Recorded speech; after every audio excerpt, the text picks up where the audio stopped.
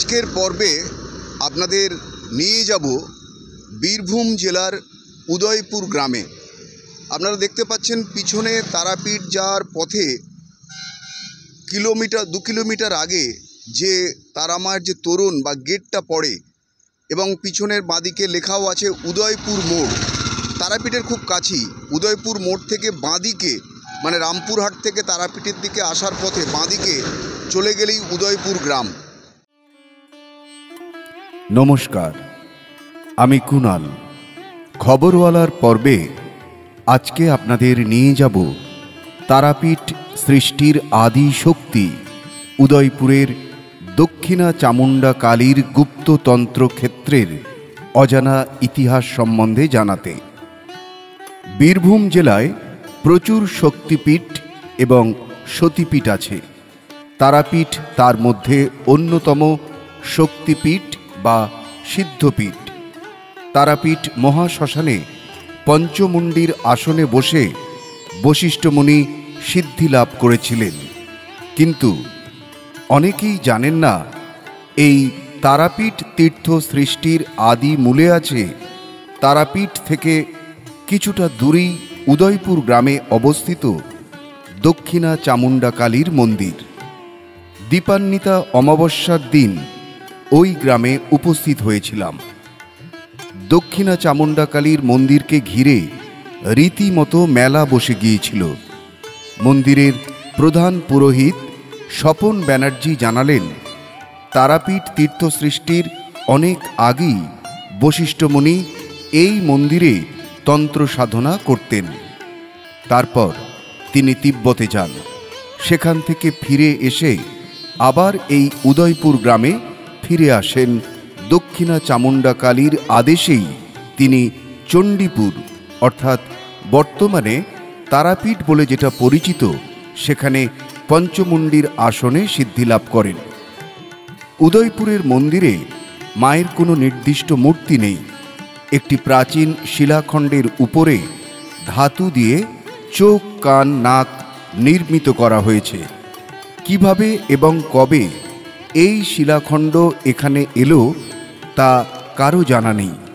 মন্দিরের সামনে জুপকাষ্ঠ আছে, তার সামনেই আছে একটি দিঘি। বামদেবের সঙ্গে এই তীর্থক্ষেত্রের কি সম্পর্ক? বামদেব প্রথমত বামা ছিলেন কে? বামা মাতাল। এখনো পর্যন্ত বামদেবের জন্মস্থান গিয়ে যারা পুরনো লোক আছে তারা কি বলবে, যার জন্য সবাই বামা খেপাই বলবে। এখানেও আসতেন। আচ্ছা, দিয়ে তারপর তারাপীঠে সবাই মারধর করতো, হানতাম তারামা তারামা বলে ডাকতো। এই একদিন পাণ্ডারা প্রচুর মারতো ওকে। তো ওখান থেকে একদিন চলে এলো এখানে ইষ্টদেবীর কাছে, এই সেখানে খুব কান্নাকাটি করেন। এখানে কান্নাকাটি করেন, তখন তিনি বললেন, ইনি আদেশ করলেন, কারণ উনি তো মায়ের মেন ছেলে ছিলেন বাংলা কথায়, কারণ তারা মায়ের একদম কোলের ছিলা ছিলেন। অমাবস্যার গভীর রাত থেকে এখানে ছাগ বলি শুরু হয়। দীপান্বিতা অমাবস্যার পরের দিন সকাল 10টার সময় গিয়েও চোখে পড়ল ছাগ বলি তখনও চলছে। মূল মন্দিরে শিলাখণ্ডের উপরে একটি বৃহৎ কালী মূর্তি স্থাপন করা হয়েছে।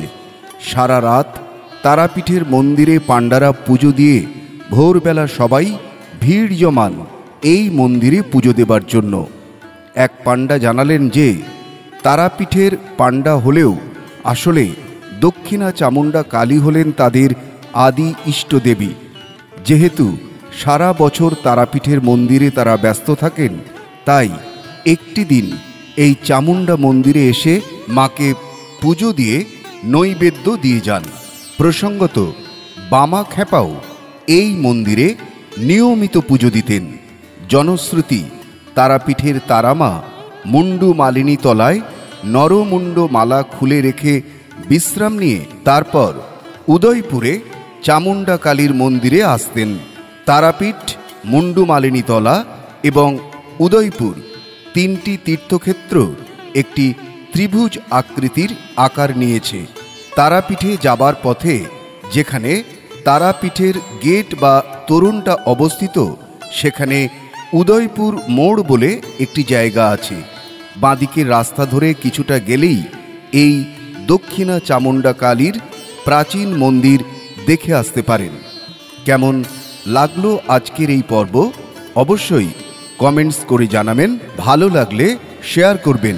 যারা এখনও আমাদের চ্যানেলটি সাবস্ক্রাইব করেননি তারা অবশ্যই সাবস্ক্রাইব করে নেবেন এবং পাশে থাকা বেল আইকনটি প্রেস করে দেবেন। তাহলে নতুন কোনো পর্ব ছাড়লেই সরাসরি আপনাদের নোটিফিকেশন চলে যাবে।